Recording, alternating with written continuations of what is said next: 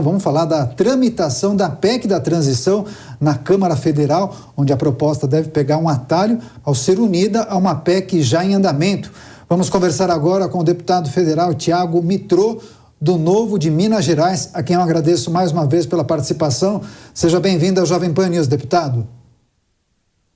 Obrigado, Daniel. Boa noite a você, todos os ouvintes da Jovem Pan. Paulo também, prazer estar aqui com vocês.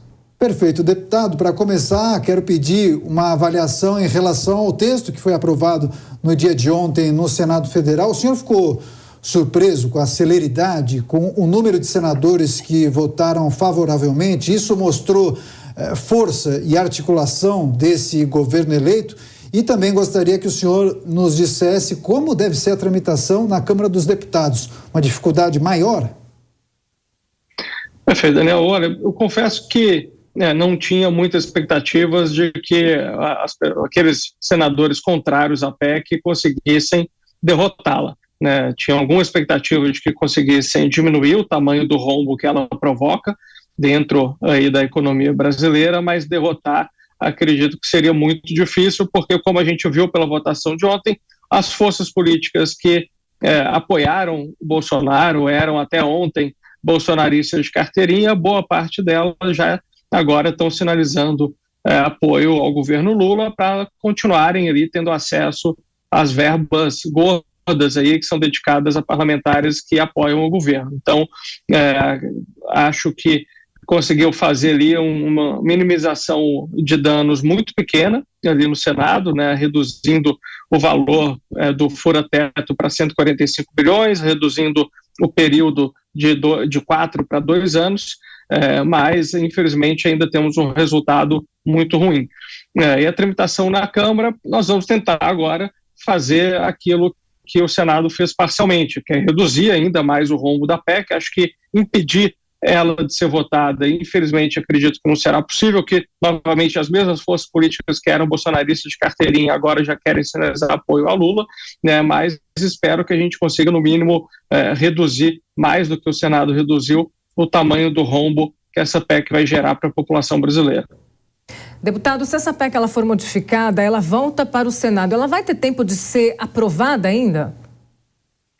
Olha, nós estamos vendo tanto no Senado e o que nós vamos ver na Câmara na semana que vem é uma tramitação completamente atípica, para dizer o mínimo, para uma PEC.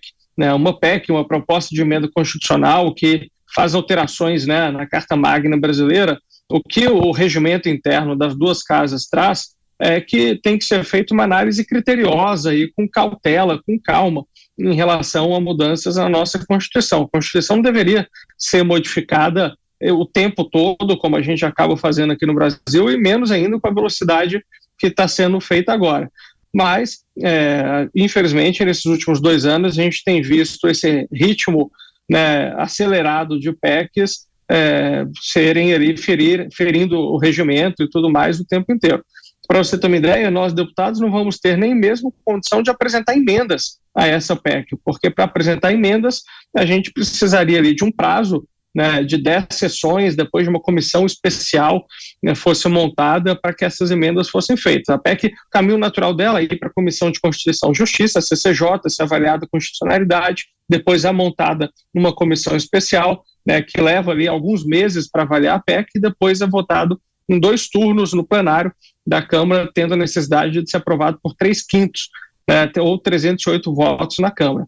O que nós vamos ver nessa tramitação é que essa PEC vai ser apensada, ela vai ser unida a uma PEC que não tem relação a esse tema, que já se encontra pronta para ir para plenário, para que ela possa ir diretamente no plenário. Provavelmente em 1 ou 2 dias no máximo vão ser votados os 2 turnos dessa PEC dentro ali do plenário. Então é uma tramitação completamente antirregimental, a meu ver, e que retira o poder dos parlamentares de poderem fazer modificações mais drásticas no texto. Então, o que nós vamos ter de possibilidade é a negociação com o relator, para que o texto seja modificado através de destaques, que é quando a gente tira um pedaço da PEC para ser votado em separado, e certamente faremos isso também para buscar ali, de novo, minimizar o dano que essa PEC vai causar ao país. Pois é, deputado, o senhor mencionou uma mudança na postura de alguns parlamentares em relação a essa PEC, até deu exemplo.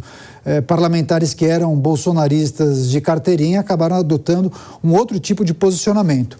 O senhor foi candidato a vice-presidente da República na chapa de Felipe Dávila. Logo, não irá integrar a próxima composição da Câmara dos Deputados, não irá integrar a próxima legislatura. De que maneira o senhor imagina que o próximo Congresso Nacional irá se relacionar com o governo eleito de Luiz Inácio Lula da Silva? Qual vai ser a tônica dessa relação?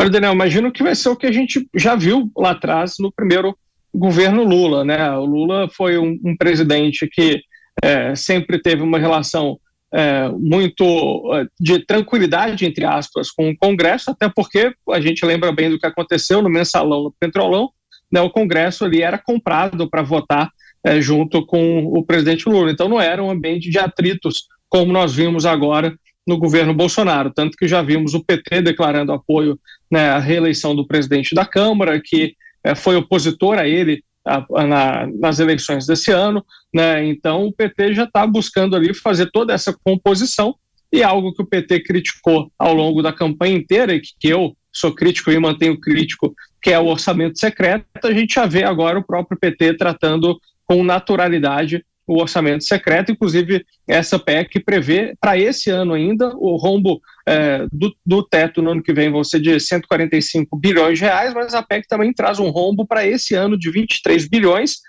que envolve pagamento de emendas de relator, né? Então o PT não só já naturalizou o orçamento secreto, como já está trabalhando para aprovar uma PEC que vai permitir o pagamento do orçamento secreto ainda esse ano. Então essa relação vai ser o que era na época do antigo governo Lula, essa calmaria, um Congresso que abaixa a cabeça para o presidente em troca de benefícios. Na época foi o Mensalão, agora vai ser a continuidade do orçamento secreto. Deputado, a gente coloca os nossos comentaristas aqui na tela para conversar também sobre esse assunto. Eu começo com Jorge Serrão. Serrão, sua pergunta. Deputado Tiago Mitrô, pelo que o senhor descreveu, o fisiologismo venceu. Não foi o amor que venceu, foi o fisiologismo que sempre acaba ganhando no parlamento brasileiro. Agora, sobre o trâmite normal dessa PEC não ter sido respeitado, isso também não configura uma violação institucional? Poderíamos até dizer assim, a grosso modo, um golpe institucional?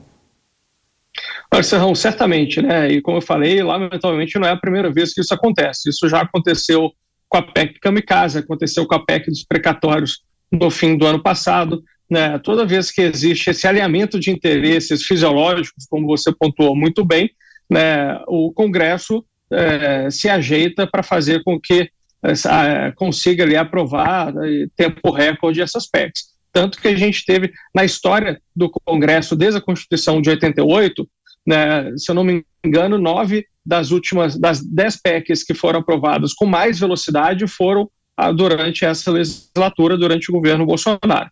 Então já se naturalizou essa tramitação acelerada de PECs. Antes existia um certo rito institucional, um certo respeito a esse rito, né, e agora nós vimos que não houve respeito de nenhuma das partes, né? O próprio governo de transição do presidente Lula enviou essa PEC faltando 3-4 semanas para o encerramento do ano, né? Então o governo de transição já deu partida a esse processo de ruptura do regimento da Câmara dos Deputados e do Senado também, né? De tanto que se naturalizou isso. Nós atuamos anteriormente, as outras vezes que essa ruptura do rito constitucional aconteceu, nós atuamos, entramos com mandado de segurança junto ao judiciário, né, e tudo mais, mas fomos ali solenemente ignorados, né? O judiciário entendeu que isso é questão interna corporis da Câmara dos Deputados, e se os parlamentares, na sua maioria, decidiram ali por desrespeitar o regimento, não tem nada que o judiciário poderia fazer, né? Então acabamos que nós, que somos parlamentares independentes e que não queremos ver textos assim sendo aprovados a toque de caixa, temos ali a nossa prerrogativa parlamentar subjugada, né? Como falei, nós não poderemos apresentar emendas a essa PEC, nós não poderemos votá-la numa comissão especial, não poderemos analisá-la com calma, a gente vai ter que praticamente engolir o texto que o Senado mandou e torcer ali, fazer pressão junto ao relator para que seja feita alguma modificação. A PEC da transição em destaque nessa entrevista com o deputado federal Tiago Mitrô, do Novo de Minas Gerais, a quem mais uma vez agradecemos pela participação. Deputado, boa noite ao senhor e volte mais vezes à Jovem Pan News. Eu que agradeço, Daniel, e todos. Um prazer participar aqui sempre que vocês quiserem, estou à disposição. Boa noite a todos.